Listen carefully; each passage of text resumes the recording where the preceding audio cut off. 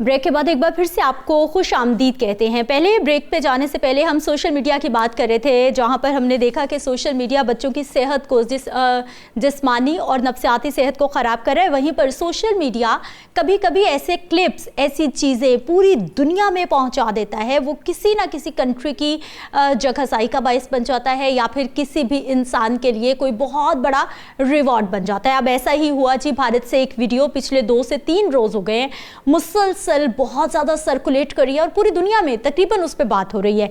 भारतीय रियासत है जी बिहार, वहाँ पर एक तकरीब हो रही थी। वहाँ पर जैसे यूनिवर्सिटी कॉलेजेस होते हैं, वहाँ पर बच्चों ने पढ़ा, डॉक्टर बने, वहाँ पर उनको डिग्रीज मिल रही थी, मेडल्स मिल रहे थे। तो इस दौरान एक खातून थी, एक फीमेल थी जो कि मुस्लिम थी, उन्होंने निकाब पहन रखा था और वो स्टेज पे गई और वहाँ पर वज़ीर आला नीतीश साहब मौजूद थे और उन्होंने उनको मेडल पहनाते हुए जो है वो उनका निकाब खींच दिया। जैसे वो निकाब खींचा, यकीन जाने सोशल मीडिया पर तो एक तूफान उठ गया कि आप किसी भी मज़हब से ताल्लुक़ रखते हो, किसी भी कम्युनिटी से आपका ताल्लुक़ है, अगर आप इंसानियत की बात करते हैं तो ये किसी तरह भी जस्टिफाई नहीं किया जा सकता इस वाक़े को। अब पूरी दुनिया पे इस पे बात भी हो रही है। इवन के जो भारतीय स्टार्स हैं, हमने देखा कि कल राखी सावंत की तरफ से भी एक बयान आया कि मैं आपको बहुत लाइक करती हूँ, लेकिन ये जो आपने हरकत की है ये बिल्कुल अच्छी नहीं की। वहाँ के जो स्टार्स हैं उनकी जानिब से इसको कंडेम किया जा रहा है, मजम्मत की जा रही है इस एक्ट की कि ऐसा नहीं होना चाहिए और बाकायदा तौर पर ये कहा जा रहा है कि उनको माफ़ी मांग लेनी चाहिए कि उनको ऐसा नहीं करना चाहिए था। हमारे साथ भारतीय flight lieutenant retired Harjeet Singh साहब मौजूद हैं, सिख रहनुमा हैं। आप ही से बात करते हैं सर, प्रोग्राम में आपको खुश आमदीद कहते हैं। हरजीत साहब, आपका पॉइंट ऑफ व्यू क्या है? आपकी नज़रों से भी ज़रूर ये वीडियो गुजरी होगी, क्या कहना चाहेंगे सर आप? हाँ जी, पहला तो थोड़े सारे दर्शकों ਨੂੰ ਮੇਰੇ ਵੱਲੋਂ ਸਲਾਮ, ਦੁਨੀਆ ਜਿੱਥੇ ਵੀ ਬੈਠੇ ਨੇ ਤੇ ਸੁਣਦੇ ਨੇ ਤੁਹਾਨੂੰ। ਤੇ ਦੇਖੋ ਜਿਹੜਾ ਮੌਜੂ ਹੈ, ਜੇ ਤੁਸੀਂ ਗੱਲ ਕਰਨ ਨੂੰ ਮੈਨੂੰ ਬੁਲਾਇਆ, ਇਹ ਹੈ ਤਾਂ ਬੜਾ ਦੁੱਖ ਵਾਲਾ ਕੀ ਕਹਿੰਦੇ ਆ, ਕਿਸੇ ਇਨਸਾਨ ਜਿਹੜਾ ਇਨਸਾਨ ਦਾ ਬੱਚਾ ਹੈ ਨਾ, ਜਦੋਂ ਇਸ ਮੌਜੂ ਨੂੰ ਦੇਖਦਾ ਆ ਤੇ ਖਾਸ ਕਰਕੇ ਜੇ ਤੁਸੀਂ ਸਿੱਖ ਨੇ ਜਾਂ ਪੰਜਾਬੀ ਨੇ ਜਾਂ ਮੁਸਲਮਾਨ ਨੇ, ਤੇ ਤੁਹਾਡਾ ਤਾਂ ਖੂਨ ਖੋਲਣਾ ਚਾਹੀਦਾ ਇਹਨੂੰ ਦੇਖ ਕੇ। ਜੋ ਇਹਨੇ ਹਰਕਤ ਕੀਤੀ ਹੈ ਨਿਤੀਸ਼ ਕੁਮਾਰ ਨੇ, ਇਹ ਇੱਕ ਤਰੀਕੇ ਨਾਲ ਇੱਕ ਇੰਡੀਵਿਜੂਅਲ ਹਰਕਤ ਨਹੀਂ ਹੈਗੀ, ਇਹਨੂੰ ਸਮਝਣ ਦੀ ਲੋੜ ਹੈ। This is not the first incident and neither will this B the last incident. ਇਹ ਇੱਕ ਇਨਸੀਡੈਂਟ ਇਹ ਤੁਹਾਨੂੰ ਸ਼ੋਅ ਕਰ ਰਿਹਾ ਆ ਕਿ ਜੋ ਇੰਡੀਆ ਵਿੱਚ 79 ਈਅਰਸ ਤੋਂ ਚੱਲਿਆ ਆ ਰਿਹਾ ਆ, ਮੁਸਲਮਾਨਾਂ ਨਾਲ, ਸਿੱਖਾਂ ਨਾਲ, ਕ੍ਰਿਸਚੀਅਨਸ ਨਾਲ, ਜੋ ਕਿ ਇੰਡੀਅਨ ਸਰਕਾਰ ਹਮੇਸ਼ਾ ਦਬੇ ਕਹਿ ਲਓ ਲੁੱਕ ਕੇ ਕਰਦੀ ਸੀ ਤੇ ਆਪਣੇ ਆਪ ਨੂੰ ਜਿੱਥੇ ਡਿਸਐਸੋਸੀਏਟ ਕਰਦੀ ਸੀ ਕਿ ਇਹ ਅਸੀਂ ਨਹੀਂ ਕਰਦੇ ਜੀ, ਇਹ ਤਾਂ ਸਾਡੇ ਵਿੱਚ ਲੰਪਨ ਐਲੀਮੈਂਟਸ ਨੇ, ਹਿੰਦੂ ਐਕਸਟਰੀਮਿਸਟ ਨੇ, ਉਹ ਕਰ ਰਹੇ ਨੇ। ਉਹ ਨਕਾਬ ਪੂਰੀ ਚੰਗੇ ਤਰੀਕੇ ਨਾਲ ਤੁਹਾਡੇ ਇਹ ਬੀਬੀ ਦੇ ਮੂੰਹ ਤੋਂ ਨਹੀਂ ਲੱਥਿਆ, ਇਹ ਇੰਡੀਆ ਦੇ ਮੂੰਹ ਤੋਂ। ਤੇ ਇਹ ਕਿਉਂਕਿ ਤੁਸੀਂ ਇਹ ਗੱਲ ਹੈ ਤਾਂ ਤੁਸੀਂ ਹੁਣ ਦੇਖ ਰਹੇ ਹੋ, ਮੈਂ ਕਦਾ ਸੁਣਦਾ ਆ ਰਿਹਾ, ਮੈਨੂੰ ਲੋਕ ਦੱਸ ਰਹੇ ਨੇ ਕਿ ਯੂਪੀ ਵਿੱਚ, ਮੈਨੂੰ ਇੱਕ ਬੰਦੇ ਨੇ ਦੱਸਿਆ, ਕਹਿੰਦਾ ਹਰਜੀਤ ਟ੍ਰੇਨਾਂ ਵਿੱਚ ਜਦ ਮੁਸਲਮਾਨਾਂ ਧੀਆਂ ਭੈਣਾਂ ਜਾਂਦੀਆਂ ਨੇ ਤੇ ਉਹਨਾਂ ਨੇ ਕਿਸੇ ਨੇ ਨਕਾਬ ਪਾਇਆ ਹੁੰਦਾ, ਉੱਥੇ ਸ਼ਰੇਆਮ ਜਿਹੜੇ ਹਿੰਦੂ ਬੰਦੇ ਨੇ ਉਹਨਾਂ ਦੇ ਨਕਾਬ ਖੋ ਕੇ ਤਾਰ ਰਹੇ ਨੇ, ਉਹਨਾਂ ਦੇ ਕੱਪੜੇ ਲਾ ਲੈਂਦੇ ਨੇ। ਤੇ ਇਹ ਚੱਲਦਾ ਆ ਰਿਹਾ, ਕਿਸੇ ਮੀਡੀਆ ਨੇ ਨਹੀਂ ਚੱਕਿਆ, ਦੁਨੀਆ 'ਚ ਕਿਸੇ ਨੇ ਨਹੀਂ ਕਿਹਾ। ਤੇ ਇਹ ਸਾਨੂੰ ਜਿਹੜੀਆਂ ਖਬਰਾਂ ਆ ਰਹੀਆਂ ਸੀ ਪੰਜਾਬ 'ਚ, ਤੇ ਦੇਖੋ ਜਿਹੜਾ ਸਾਡਾ ਕਲਚਰ ਹੈਗਾ ਵੀ ਧੀਆਂ ਭੈਣਾਂ ਸਭ ਦੀਆਂ ਸਾਂਝੀਆਂ। ਅਸੀਂ ਜਿਵੇਂ ਖਾਸ ਕਰਕੇ ਸਿੱਖ, ਅਸੀਂ ਜਨੇਊ ਪਾਉਂਦੇ ਨਹੀਂ, ਪਰ ਜਨੇਊ ਜ਼ਬਰਦਸਤੀ ਲੈਣ ਵੀ ਨਹੀਂ ਦਿੰਦੇ। ਸਾਡੀ ਫਿਲਾਸਫੀ ਇਹ ਆ, ਅਸੀਂ ਸਾਡੀਆਂ ਬੀਬੀਆਂ ਨਹੀਂ ਪਾਉਂਦੀਆਂ ਨਕਾਬ, ਪਰ ਅਸੀਂ ਕਿਸੇ ਦਾ ਨਕਾਬ ਜ਼ਬਰਦਸਤੀ ਜਾਂ ਕਹਿ ਲਓ ਜੋ ਵੀ ਉਹਦਾ ਧਰਮ ਦਾ ਤਰੀਕਾ ਆ, ਉਹ ਜ਼ਬਰਦਸਤੀ ਕਿਸੇ ਨੂੰ ਰੋਕਣ ਵੀ ਨਹੀਂ ਦਿੰਦੇ। ਤੇ ਸਾਡਾ ਤਾਂ ਖੂਨ ਖੋਲਦਾ ਇਹ ਗੱਲਾਂ ਦੇਖ ਕੇ ਕਿ ਹੋ ਕੀ ਰਿਹਾ ਇੰਡੀਆ 'ਚ।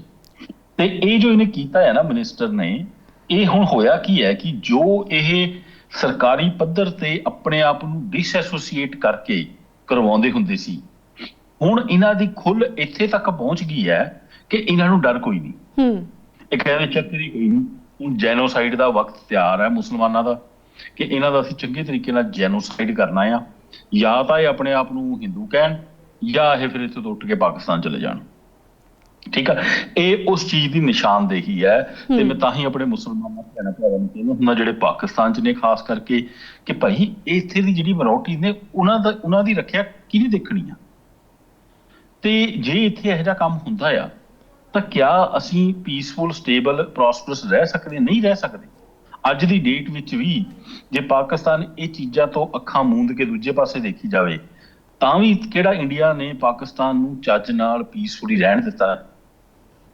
ਤੇ ਇਸ ਕਰਕੇ ਬੜਾ ਜ਼ਰੂਰੀ ਹੈ ਕਿ ਅਸੀਂ ਕਾਇਦੇ ਆਜ਼ਮ ਦੀ ਗੱਲਾਂ ਨੂੰ ਯਾਦ ਕਰੀਏ। ਕਾਇਦੇ ਆਜ਼ਮ ਨੇ ਪਾਕਿਸਤਾਨ ਇਸ ਲਈ ਨਹੀਂ ਸੀ ਬਣਾਇਆ ਕਿ ਸਿਰਫ ਪੰਜਾਬੀ, ਮੁਸਲਮਾਨ, ਸਿੰਧੀ ਤੇ ਪਸ਼ਤੂਨ ਉੱਥੇ ਬਚ ਜਾਣ। ਸਿਰਫ ਉਹੀ ਨਹੀਂ ਬਚਣੇ ਚਾਹੀਦੇ। ਉਹਨਾਂ ਨੇ ਇਹ ਬਣਾਉਣ ਦੀ ਉਹਨਾਂ ਨੂੰ ਲੋੜ ਇਸ ਕਰਕੇ ਪਈ ਕਿਉਂਕਿ ਜਿਹੜੀ ਕਿ ਹਿੰਦੂ ਹੈਜਮਨੀਕ ਡਿਜ਼ਾਈਨ ਸੀ ਗਾਂਧੀ ਤੇ ਨਹਿਰੂ ਦਾ, ਉਹ ਉਹਨਾਂ ਨੇ ਪਛਾਣ ਲਿਆ ਸੀ ਕਿ ਭਾਈ ਇਹ ਤਾਂ ਮਿਨੋਰਟੀਜ਼ ਨੂੰ ਖਤਮ ਕਰਕੇ ਸਾਰੇ ਅਖੰਡ ਭਾਰਤ ਬਣਾਉਣ ਦਾ ਸੁਪਨਾ ਲਈ ਬੈਠੇ ਹੈ। ਹਰਜੀਤ ਸਾਹਿਬ, ਹਰਜੀਤ ਸਿੰਘ ਸਾਹਿਬ, ਇਹ ਜਿਹੜਾ ਤੁਸੀਂ ਪੁਆਇੰਟ ਆਫ ਵਿਊ ਦੇ ਰਹੇ ਹੋ ਕਿ ਤੁਸੀਂ ਭਾਰਤ ਤੋਂ ਤੁਹਾਡਾ ਤਾਲੁਕ ਹੈ ਤੇ ਤੁਸੀਂ ਆਪ ਦੇਖਿਆ ਕਿ ਉੱਥੇ ਕਿਸ ਤਰ੍ਹਾਂ ਖਵਾਤੀਨ ਜਿਹੜੀਆਂ ਮੁਸਲਮਾਨ ਨੇ ਉਹਨਾਂ ਨਾਲ ਕੀ ਸਲੂਕ ਹੁੰਦਾ ਰਿਹਾ ਹੈ, ਤੇ ਸਰ ਪਹਿਲੇ ਤੇ ਛੁਪ ਛੁਪਾ ਕੇ ਹੁੰਦਾ ਸੀ। ਹੁਣ ਜਿਹੜੇ ਵਜ਼ੀਰ ਨੇ, ਜਿਹੜੇ ਨੇਤਾ ਨੇ, ਜਿਨ੍ਹਾਂ ਦੀ ਜ਼ਿੰਮੇਵਾਰੀ ਹੈ ਕਿ ਉਹਨਾਂ ਨੇ ਨਾ ਸਿਰਫ ਮਾਈਨੋਰਿਟੀਜ਼ ਨੂੰ ਤਹਫੁਜ਼ ਦੇਣਾ ਹੈ ਬਲਕਿ ਹਰ ਕਮਿਊਨਿਟੀ ਨੇ ਇਨਸਾਨੀਅਤ ਦੇ ਦਰਜੇ ਤੇ ਰੱਖਦਿਆਂ ਹੋਇਆ ਉਹਨਾਂ ਨੂੰ ਤਹਫੁਜ਼ ਦੇਣਾ ਹੈ। ਸਰ ਇਹ ਬੀਜੇਪੀ ਚਾਹੁੰਦੀ ਕੀ ਹੈ? ਮੋਦੀ ਸਰਕਾਰ ਕੀ ਕਰਨਾ ਚਾਹੁੰਦੀ ਹੈ ਉੱਥੇ ਹੁਣ? ਨਾ ਭੈਣ ਮੇਰੀ, ਮੈਂ ਤੁਹਾਨੂੰ ਇੱਕ ਗੱਲ ਦੱਸਾਂ, ਸਿਰਫ ਬੀਜੇਪੀ ਦੀ ਗੱਲ ਨਹੀਂ ਹੈ। ਠੀਕ ਆ, ਇਹ ਹਮੇਸ਼ਾ ਯਾਦ ਰੱਖੋ ਕਿ ਜੇ ਤੁਸੀਂ ਇਸ ਜਿਹੜੀ ਪ੍ਰਵਰਤੀ ਆ ਜਾਂ ਜੋ ਇਹਨਾਂ ਦੀ ਇਹ ਐਕਟ ਆ ਉਹਦੀ ਜੜ ਹੈ ਨਾ, ਉਹ ਕੱਲੀ ਬੀਜੇਪੀ ਨਹੀਂ ਹੈਗੀ। ਬੀਜੇਪੀ ਤਾਂ ਇੱਕ ਉਹ ਪਾਰਟੀ ਹੈ ਜਿਹਨੇ ਇਹਨਾਂ ਦੀ ਸੋਚ ਨੂੰ ਨੰਗਾ ਕਰ ਦਿੱਤਾ ਦੁਨੀਆ ਸਾਹਮਣੇ। ਠੀਕ, ਇਹਦੀ ਜੜ ਜਾ ਕੇ ਤੁਹਾਨੂੰ ਮਿਲੇਗੀ ਕਰਮਚੰਦ ਗਾਂਧੀ, ਪਟੇਲ, ਨਹਿਰੂ ਵਿੱਚ। ਤੇ ਇਹਨਾਂ ਦਾ ਇਹਦੇ ਵਿੱਚ ਮਿਨੋਰਟੀਜ਼ ਨਾਲ ਕੀ ਕਰਨਾ ਆ, ਇਹਦੇ ਵਿੱਚ Congress, BJP, Aam Aadmi party, communist party of India, ਇਹਨਾਂ 'ਚ ਕੋਈ ਫਰਕ ਨਹੀਂ ਹੈਗਾ। ਇਹ ਸਾਰੇ ਇੱਕ ਮਤ ਨੇ ਤੇ ਇਹ ਉੱਪਰੋਂ ਸਿਰਫ ਆਪਣੇ 'ਚ ਡਿਫਰੈਂਸਿਸ ਦਿਖਾਉਂਦੇ ਨੇ to play both sides of the aisle. ਤਾਂ ਪਹਿਲੀ ਗੱਲ ਤਾਂ ਇਹ, ਤਾਂ ਇਹਨਾਂ ਦੇ ਜੋ ਪਲਾਨਸ ਨੇ ਇਹ ਉਹੀ ਪਲਾਨਸ ਨੇ ਜੋ ਕਰਮਚੰਦ ਗਾਂਧੀ ਤੇ ਨਹਿਰੂ ਦੇ ਸਨ ਸ਼ੁਰੂ ਤੋਂ ਹੀ, ਕਿ ਇਸ ਖਿੱਤੇ ਨੂੰ ਅਸੀਂ ਹੋਮੋਜਨਾਈਜ਼ ਕਰਕੇ ਭਾਰਤ ਬਣਾਉਣਾ ਹੈ। ਭਾਰਤ ਲਫ਼ਜ਼ ਕਿੱਥੋਂ ਆਇਆ? ਮਹਾਭਾਰਤ। ਇਹ ਰਿਐਲਿਟੀ ਨਹੀਂ ਹੈ, ਹਿੰਦੂ ਮਾਈਥੋਲੋਜੀ ਹੈ। ਤਾਂ ਉਹਨਾਂ ਦੇ ਮਨ ਵਿੱਚ ਹੈਗਾ ਆ ਜੋ ਉਹ ਮਹਾਭਾਰਤ ਪੜ੍ਹਦੇ ਆ, ਜੋ ਕਿ ਇੱਕ ਮਾਈਥੋਲੋਜੀ ਹੈ। ਦੇयर इज नो ਹਿਸਟੋਰੀਕਲ ਐਵੀਡੈਂਸ ਕਿ ਇੱਥੇ ਕੋਈ ਮਹਾਭਾਰਤ ਸੀ, ਰਾਮਾਇਣ ਸੀ। ਇਹ ਸਾਰਾ ਪਤਾ ਨਹੀਂ ਕਿੱਥੇ ਲਿਖੇ ਗਏ, ਕਿੱਥੇ ਤੋਂ ਆਏ, ਇਹ ਕਹਾਣੀਆਂ ਨੇ। ਉਹ ਇਹਨਾਂ ਦੇ ਮਨਾਂ 'ਚ ਵਸੀਆਂ ਨੇ ਕਿ ਅਸੀਂ ਇਹ ਬਣਾਉਣਾ ਹੈ। ਹੁਣ ਹਰਜੀਤ ਸਾਹਿਬ, ਸਭ ਕੁਝ ਕਰਨ ਨੂੰ ਤਿਆਰ ਨੇ। ਹਰਜੀਤ ਸਾਹਿਬ, ਅਗਰ ਇਹ ਵਾਲਾ ਮਾਮਲਾ ਹੈ ਤਾਂ ਫਿਰ ਭਾਰਤ ਨੂੰ ਵੰਡ ਲੈਣ। ਇੱਕ ਪਾਸੇ ਮੁਸਲਮਾਨ, ਸਿੱਖ, ਮਿਨੋਰਿਟੀਜ਼ ਹੋ ਜਾਣ ਸਾਰੀਆਂ, ਜਿਹੜੇ ਭੈਣ ਭਰਾ ਤਰ੍ਹਾਂ ਰਹਿਣ, ਤੇ ਦੂਸਰੀ ਤਰਫ ਜਿਹੜੇ ਨੇ ਉਹ ਸਿਰਫ ਭਾਰਤੀ ਹੋ ਜਾਣ, ਜਿਹੜਾ ਅਲੱਗ ਆਪਣਾ ਜਿਹੜਾ ਮੁਲਕ ਬਣਾਉਣਾ ਚਾਹੁੰਦੇ ਨੇ। ਫਿਰ ਵੰਡ ਲੈਣ।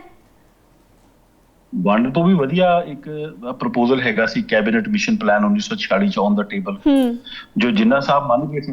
ਯੂਰਪੀਅਨ ਯੂਨੀਅਨ ਟਾਈਪ ਮਾਡਲ ਸੀ। ਸਾਰੇ ਸੂਬਿਆਂ ਨੇ ਇੰਡੀਪੈਂਡੈਂਟ ਹੋਣਾ ਸੀ, ਆਪਣੇ ਸੰਵਿਧਾਨ ਹੋਣੇ ਸੀ, ਕਾਮਨ ਡਿਫੈਂਸ ਹੋਣਾ ਸੀ ਤੇ ਕਾਮਨ ਫੋਰਨ ਅਫੇਅਰ ਹੋਣੀ ਸੀ। ਠੀਕ ਹੈ, ਉਹ ਅਗਲਿਆਂ ਨੇ ਰਿਜੈਕਟ ਕੀਤਾ। ਗਾਂਧੀ ਤੇ ਨਹਿਰੂ ਨੇ ਲੋਕਾਂ ਨੂੰ ਕਹਿੰਦੇ ਨੇ ਕਿ ਜਿੰਨਾ ਸਾਹਿਬ ਨੇ ਡਿਵਾਈਡ ਕੀਤਾ ਇੰਡੀਆ। ਨਹੀਂ, ਜਿੰਨਾ ਸਾਹਿਬ ਨੇ ਤਾਂ ਕਿਹਾ ਕਿ ਇੱਕ ਫੈਡਰੇਸ਼ਨ ਰੱਖੋ, ਲੇਕਿਨ ਗਾਂਧੀ ਤੇ ਨਹਿਰੂ ਨੇ ਰਿਜੈਕਟ ਕੀਤਾ ਕਿ ਸਾਨੂੰ ਤਾਂ ਫੈਡਰੇਸ਼ਨ ਵੀ ਨਹੀਂ ਚਾਹੀਦੀ ਜਦ ਤੱਕ ਸਾਡੀ ਪੂਰੀ ਹੈਜਮਨੀ ਨਹੀਂ ਹੁੰਦੀ, ਕਿ ਸਾਨੂੰ ਤਾਂ ਤੁਸੀਂ ਆਪਣੀ ਜੁੱਤੀ ਥੱਲੇ ਚਾਹੀਦੇ ਆ। ਸਾਨੂੰ ਐਕਸੈਪਟੇਬਲ ਨਹੀਂ ਹੈਗਾ ਕਿ ਅਸੀਂ ਬਰਾਬਰੀ ਨਾਲ ਨੇਬਰ ਬਣ ਕੇ ਵੀ ਰਹਿ ਲਈਏ। ਤਾਂ ਇਹ ਬੜੀ ਵੱਡੀ ਪ੍ਰੋਬਲਮ ਹੈ। ਉਹ ਤੁਸੀਂ ਸਹੀ ਕਹਿੰਦੇ ਹੋ, ਪਰ ਅਗਲੇ ਨਹੀਂ ਮੰਨਦੇ। ਉਹ ਕਹਿੰਦੇ ਸਾਡੇ ਕੋਲ ਪਾਵਰ ਆ, ਸਾਡੇ ਤੇ ਹਰਜੀਤ ਸਾਹਿਬ ਅੱਜ ਨਹੀਂ ਤੇ ਕੱਲ। ਇਹ ਫਿਰ ਸਰ ਹੁਣ ਕੀ ਕਹਿਣਾ ਚਾਹੁੰਦੇ ਹੋ? ਜਿਹੜੇ ਨਿਤੀਸ਼ ਕੁਮਾਰ ਸਾਹਿਬ ਨੇ ਜੋ ਇਹਨਾਂ ਨੇ ਹਰਕਤ ਕੀਤੀ ਹੈ, ਪਹਿਲੇ ਤਾਂ ਛੁਪ ਛੁਪਾ ਕੇ ਹੁੰਦੀ ਸੀ, ਇਹਨਾਂ ਨੂੰ ਮੁਸਤਾਫੀ ਹੋ ਜਾਣਾ ਚਾਹੀਦਾ ਹੈ। ਪੂਰੀ ਦੁਨੀਆ 'ਚ ਜਿਹੜਾ ਇਨਸਾਨੀਅਤ ਦਾ ਦਰਸ ਦੇਣ ਵਾਲੀਆਂ ਤਨਜ਼ੀਮਾਂ ਨੇ ਉਹਨਾਂ ਨੂੰ ਬਾਹਰ ਆਉਣਾ ਚਾਹੀਦਾ ਹੈ, ਇਸ ਬਾਰੇ ਗੱਲ ਕਰਨੀ ਚਾਹੀਦੀ ਹੈ, ਜਾਂ ਫਿਰ ਇਹ ਸਿਸਟਮ ਇਸੇ ਤਰ੍ਹਾਂ ਚੱਲਦਾ ਰਹੇਗਾ? ਮੈਂ ਦੇਖੋ, ਦੁਨੀਆ ਦੀਆਂ ਸਾਰੀਆਂ ਇਨਸਾਨੀ ਹੱਕਾਂ ਦੀਆਂ ਤਨਜ਼ੀਮਾਂ ਨੂੰ ਗੱਲ ਕਰਨੀ ਚਾਹੀਦੀ ਹੈ, ਪਰ ਤੁਸੀਂ ਵੈਸਟ ਦੀ ਹਿਪੋਕ੍ਰੇਸੀ ਦੇਖੋਗੇ। ਇਹ ਮਸਲਾ ਜਿਵੇਂ ਮੈਂ ਕਿਹਾ ਕੋਈ ਨਵਾਂ ਨਹੀਂ ਹੈਗਾ। ਅੱਜ ਤੁਸੀਂ ਥੋੜੀ ਦੇਰ ਪਹਿਲਾਂ ਉਹਨਾਂ ਨੇ ਇੱਕ USCIS ਰਿਲੀਜੀਅਸ ਫਰੀਡਮ ਵਾਲਿਆਂ ਨੇ ਇੱਕ ਥਿੰਕ ਟੈਂਕ ਜੋ ਅਮਰੀਕਾ ਦਾ ਹੈ, ਉਹਨਾਂ ਨੇ ਇੰਡੀਆ ਨੂੰ ਬੜਾ ਲਤਾੜਿਆ ਵੀ ਪਿਛਲੇ 2 ਸਾਲਾਂ ਤੋਂ। ਕਹਿੰਦੇ ਸੈਂਕਸ਼ਨ ਵੀ ਲਾ ਦਾਂਗੇ। ਬਟ ਤੁਸੀਂ ਮੈਨੂੰ ਦੱਸੋ ਕਿ ਇਹ ਅੱਜ ਹੀ ਕਿਉਂ ਕਰਦੇ ਨੇ? ਮੈਂ ਤੁਹਾਨੂੰ ਦੱਸ ਰਿਹਾ 80 ਸਾਲ ਦਾ ਮਸਲਾ ਚੱਲ ਰਿਹਾ ਹੈ ਤੇ ਅੱਜ ਹੀ ਇਹ ਜਾਗੇ ਨੇ ਕਿਉਂਕਿ ਇਹਨਾਂ ਨੂੰ ਲੱਗਦਾ ਕਿ ਇਹ ਚੀਜ਼ਾਂ ਨੂੰ ਵਰਤ ਕੇ ਇੰਡੀਆ ਤੇ ਪ੍ਰੈਸ਼ਰ ਪਾ ਲਾਂਗੇ ਤੇ ਇੰਡੀਆ ਤੋਂ ਅਸੀਂ 2-3 ਬੈਨੀਫਿਟ ਲੈ ਲਾਂਗੇ। ਇਹ ਸਿੰਸੀਅਰ ਨਹੀਂ ਹੈਗੀ ਦੁਨੀਆ ਦੀਆਂ ਜਿੰਨੀ ਤਨਜ਼ੀਮਾਂ ਨੇ। ਤਾਂ ਇਹਦੇ ਵਿੱਚ ਸਿੰਸੀਅਰ ਸਿਰਫ ਹੈਗੇ ਨੇ ਉਹ ਲੋਕ ਜੋ ਤਾਂ ਇਹਦੇ ਵਿਕਟਮ ਨੇ ਤੇ ਜਿਹੜੇ ਉਹ ਵਿਕਟਮਸ ਵਿੱਚ ਤੁਸੀਂ ਵੀ ਸ਼ਾਮਲ ਹੋ। ਤੁਹਾਨੂੰ ਸ਼ਾਇਦ ਲੱਗਦਾ ਹੋਏਗਾ ਕਿ ਤੁਸੀਂ ਪਾਕਿਸਤਾਨ 'ਚ ਬੈਠੇ ਹੋ ਤੇ ਤੁਸੀਂ ਫ੍ਰੀ ਹੋ ਇੰਡੀਆ ਦੇ ਤਸ਼ੱਦਦ ਤੋਂ। ਇਹ ਰਿਐਲਿਟੀ ਨਹੀਂ ਹੈਗੀ। ਨਹੀਂ ਸਰ, ਅਸੀਂ ਕਿੱਥੋਂ ਫ੍ਰੀ ਹਾਂ? ਇੰਡੀਆ ਆਂਦਾ ਹੈ, ਸਾਡੇ ਵੱਲ ਅੱਖਾਂ ਵਹਾਉਂਦਾ ਹੈ, ਲੇਕਿਨ ਜਦੋਂ ਸਾਡੀ ਫੌਜ ਕੁਛ ਕਰਦੀ ਹੈ ਤਾਂ ਫਿਰ ਚੁੱਪ ਕਰਕੇ ਸਾਈਡ ਤੇ ਹੋ ਕੇ ਬੈਠ ਜਾਂਦਾ ਹੈ। ਨਹੀਂ ਬੈਠਦਾ, ਸਾਈਡ ਤੇ ਹੋ ਕੇ ਨਹੀਂ ਬੈਠਦਾ। ਇਹ ਤੁਹਾਡੀ ਗਲਤਫਹਿਮੀ ਆ ਸਰ। ਜਿੰਨੀ ਵਾਰੀ ਵੀ ਆਇਆ ਹੈ ਫਿਰ ਇੱਥੋਂ ਸ਼ਿਕਸਤ ਖਾ ਕੇ ਵਾਪਸ ਗਿਆ ਹੈ। ਠੀਕ ਹੈ, ਪ੍ਰਸ਼ਾਦੇ ਤੇ ਲੈ ਕੇ ਚਲੇ ਜਾਂਦੇ ਆ, ਉਹਨਾਂ ਨੂੰ ਕੋਈ ਸ਼ਰਮ ਨਹੀਂ ਹੈਗੀ ਇਸ ਗੱਲ ਤੋਂ। ਠੀਕ ਹੈ, ਕਿ ਚਿੱਤਰ ਖਾਏ ਤੇ ਅਸੀਂ ਵਾਪਸ ਆ ਗਏ, ਉਹ ਨਹੀਂ ਹੈ ਪ੍ਰੋਬਲਮ। ਪ੍ਰੋਬਲਮ ਇਹ ਆ ਕਿ ਉਹ ਜਿਹੜਾ ਇੰਨਾ ਵੱਡਾ ਦੁਸ਼ਮਣ ਹੈ ਤੁਹਾਡੇ ਈਸਟਰਨ ਬਾਰਡਰ ਤੇ, ਤੁਹਾਡਾ ਹਰ ਫੈਸਲਾ because of that huge threat, ਤੁਹਾਡੇ ਇਕਨੋਮਿਕ ਫੈਸਲੇ, ਤੁਹਾਡੀ ਆਇਡੈਂਟੀਟੀ ਦਾ ਵੀ ਫੈਸਲਾ ਕਿ ਤੁਸੀਂ ਆਪਣੇ ਆਪ ਨੂੰ ਕਿੱਦਾਂ ਦੇਖਣਾ ਆ, ਤੁਸੀਂ ਕਿਹੜੀ ਬੋਲੀ ਬੋਲਣੀ ਹੈ, ਤੁਸੀਂ ਆਪਣੇ ਸਿਸਟਮ ਵਿੱਚ ਕਿੱਦਾਂ ਦਾ ਨਿਜ਼ਾਮ ਰੱਖਣਾ ਹੈ, ਫੌਜ ਨੂੰ ਕਿੰਨੀ ਤਾਕਤ ਦੇਣੀ ਹੈ, ਇਹ ਸਾਰਾ ਉਸ ਖਤਰੇ ਦੇ ਸਾਏ ਹੇਠ ਹੋ ਰਿਹਾ। ਠੀਕ ਹੈ, ਤਾਂ ਉਸ ਖਤਰਾ, ਐਡੇ ਵੱਡੇ ਖਤਰੇ ਨਾਲ ਨਜਿੱਠਣ ਲਈ ਤੁਹਾਨੂੰ ਜੋ ਕਰਨਾ ਪੈ ਰਿਹਾ ਸੈਕਰੀਫਾਈਸ, ਤੁਸੀਂ ਉਸ ਨੂੰ ਹਲੇ ਐਪਰੀਸ਼ੀਏਟ ਨਹੀਂ ਕਰ ਪਾ ਰਹੇ। ਤਾਂ ਇਹ ਤੁਸੀਂ ਵਿਕਟਮ ਹੋ ਜੇ ਤੁਸੀਂ ਰਿਐਲਿਟੀ ਵਿੱਚ ਦੇਖੋਗੇ। ਠੀਕ ਹੈ, ਅਸੀਂ ਇੰਡੀਆ ਨੂੰ 2-3 ਛਿੱਤਰ ਮਾਰ ਲੈਂਦੇ ਹਾਂ ਜੰਗ ਦੇ ਮੈਦਾਨ 'ਚ। ਹਰਜੀਤ ਸਾਹਿਬ, ਅਸੀਂ ਸਰ ਇਨਸਾਨੀਅਤ ਦੀ ਵੀ ਗੱਲ ਕਰਨੇ ਆ। ਅਸੀਂ ਮੁਸਲਮਾਨ ਆ, ਸਾਡੇ ਇੱਥੇ ਮੁਖਤਲਿਫ ਇਲਾਕਿਆਂ 'ਚ ਹਿੰਦੂ ਵੀ ਰਹਿੰਦੇ ਨੇ, ਸਾਡੇ ਕ੍ਰਿਸਚਨ ਕਮਿਊਨਿਟੀ ਵੀ ਰਹਿੰਦੇ ਨੇ, ਸਾਡੇ ਇੱਕ ਮੁਹੱਲੇ ਵਿੱਚ ਕਈ ਲੋਕ ਕ੍ਰਿਸਚਨ ਵੀ ਰਹਿੰਦੇ ਨੇ, ਹਿੰਦੂ ਵੀ ਰਹਿੰਦੇ ਨੇ, ਮੁਸਲਮਾਨ ਵੀ ਰਹਿੰਦੇ ਨੇ, ਲੇਕਿਨ ਪਿਆਰ ਮੁਹੱਬਤ ਨਾਲ ਰਹਿੰਦੇ ਨੇ ਸਰ। ਤੇ ਸਾਡਾ ਜਿਹੜਾ ਜ਼ੇਨ ਹੈ ਉਹ ਇਸਲਾਮ ਇਹੀ ਸਿਖਾ ਰਿਹਾ ਹੈ ਕਿ ਇਨਸਾਨੀਅਤ ਦਾ ਦਰਸ ਮਿਲ ਰਿਹਾ ਹੈ ਕਿ ਤੁਸੀਂ ਇਨਸਾਨਾਂ ਦੇ ਨਾਲ ਇਨਸਾਨੀਅਤ ਵਾਲਾ ਸਲੂਕ ਕਰਨਾ ਹੈ। तो मेरा ख्याल है कि दुनिया च जिन्ने भी मजहब ने, इंसानियत, अच्छाई, बुराई, सारियां दे हाँ जी अच्छाई तो बुराई है वो एक जैसी है, लेकिन ये भारत की समझ नहीं आ रही कि इन्हां दे हाँ जिहड़ा है मिनोरिटीज़ नूं इन्नी ज़्यादा नफरत नाल क्यों देखा जाता है। सर सिखां नाल की हो रहा उत्थे? हाँ, सिखां नूं हले डर दे मारे हत्थ घट पाउंदे आ, पर इन्हां ने पहलां पाए नहीं। देखो जो 1984 विच इंडिया का जो पोलिटिकल सिस्टम है ना, थोड़ा तुसीं समझो, उहदे विच तुसीं सेंटर च पावर च आना ना, तो तुहानूं 40-33% वोटां चाहीदियां। ठीक है, सारी पावर सेंटर च है, स्टेटां कोल सूबियां कोल कोई पावर नहीं हैगी। हुण जे तुसीं उत्थे पावर च आना, तुसीं कोई नैशनल इशू खड़ा करना जिहदे विच 33% लोग तुहाडे नाल हो जाण। हुण जिहड़ा नैशनल इशू की खड़ा करोगे, जिहड़ा जॉबां दा, इकोनॉमी दा, ਉਹ ਤਾਂ सब लोकल इशू ने, किदां दा ਚੱਲ ਰਿਹਾ है, ਤਾਂ नैशनल इशू ਜ਼ਿਆਦਾਤਰ ਹੁੰਦਾ ਫੀਅਰ। ਤਾਂ ਜਿਵੇਂ 80s ਵਿੱਚ ਕਾਂਗਰਸ ਨੇ ਕੀ ਕੀਤਾ, ਪਹਿਲਾਂ ਕੀ ਕੀਤਾ ਵੀ ਸਿੱਖਾਂ ਦਾ ਫੀਅਰ ਦਿਖਾਇਆ ਸਾਰੇ ਹਿੰਦੂਆਂ ਨੂੰ ਕਿ ਦੇਖੋ ਜੀ ਸਿੱਖ ਨੇ, ਅੱਤਵਾਦੀ ਨੇ, ਇੱਕ ਮਾਰ ਦੇਣਗੇ, ਤੋੜ ਦੇਣਗੇ ਦੇਸ਼। ਉਹਦਾ ਡਰ ਬਣਾ ਕੇ 85 ਵਿੱਚ ਉਹ ਕਤਲੇਆਮ ਕੀਤਾ ਸਿੱਖਾਂ ਦਾ, ਬਲੂ ਸਟਾਰ ਕੀਤਾ। ਤਾਂ 85 ਵਿੱਚ ਕਾਂਗਰਸ ਹਿਸਟੋਰੀਕਲ ਮੈਂਡੇਟ ਨਾਲ ਜਿੱਤੀ, ਜਿਹੜਾ ਅੱਜ ਤੱਕ ਰਿਕਾਰਡ ਨਹੀਂ ਤੋੜ ਸਕੀ ਕੋਈ ਪਾਰਟੀ। 450 ਵਿੱਚੋਂ ਕੁਝ 414 ਸੀਟਾਂ ਉਹਨਾਂ ਨੇ ਜਿੱਤੀਆਂ ਲੋਕ ਸਭਾ ਵਿੱਚ। ਠੀਕ ਆ, ਹੁਣ ਮੋਦੀ ਨੇ ਕੀ ਕੀਤਾ ਗੁਜਰਾਤ ਵਿੱਚ 2002 ਵਿੱਚ, ਉਹਨੇ ਉਹੀ ਫਾਰਮੂਲਾ ਅਪਣਾਇਆ ਕਿ ਦੇਖੋ ਜੀ ਮੁਸਲਮਾਨ ਤੇ ਫਲਾਣਾ ਤੇ ਮੁਸਲਮਾਨਾਂ ਦਾ ਕਤਲ। ਹਰਜੀਤ ਸਾਹਿਬ, ਪ੍ਰੋਗਰਾਮ ਦਾ ਸਰ ਵਕਤ ਥੋੜਾ ਹੈ, ਮੈਨੂੰ ਸਿਰਫ ਇੱਕ ਬੜਾ ਸਾਦਾ ਤੇ ਸਿੰਪਲ ਜਿਹਾ ਸਵਾਲ ਹੈ ਤੇ ਉਹਦਾ ਬੜਾ ਛੋਟਾ ਜਿਹਾ ਤੁਸੀਂ ਜਵਾਬ ਦੇਣਾ ਹੈ ਕਿ ਸਰ ਇਹ ਉੱਥੇ ਜਿਹੜੇ ਲੋਕ ਮੌਜੂਦ ਨੇ ਉਹ ਵੀ ਇੱਕ ਦੂਸਰੇ ਨਾਲ ਨਫ਼ਰਤ ਕਰਦੇ ਨੇ ਜਾਂ ਫਿਰ ਲੋਕ ਅੱਛੇ ਨੇ, ਸਿਰਫ ਹਕੂਮਤਾਂ ਲੋਕਾਂ ਨੂੰ ਲੜਵਾ ਰਹੀਆਂ ਨੇ ਆਪਸ 'ਚ? देखो, सिर्फ हुकूमतां लोकां नूं लड़वाउंदियां ने, थोड़ी जी हिंदू मुसलमानां विच प्रॉब्लम हैगी। ठीक है, बहुत शुक्रिया हरजीत सिंह साहब प्रोग्राम में हमारे साथ मौजूद थे और बता रहे थे वहाँ के हालात, और वहाँ के लोग, वहाँ के जो अफसरान हैं वो बता रहे हैं कि भारत में क्या हो रहा है। और यकीनी तौर पर ये जो नीतीश कुमार साहब ने जो हरकत की है ये बिल्कुल किसी तौर जस्टिफाई नहीं हो सकती, क्योंकि जैसे मैं पहले भी बात करी थी कि तमाम मज़ाहब में अच्छाई, बुराई इंसानियत के दर्जे पर जाकर होती है। मुझे एक ब्रेक पे जाना है, वापस आते हैं, मज़ीद टॉपिक पर बात करेंगे।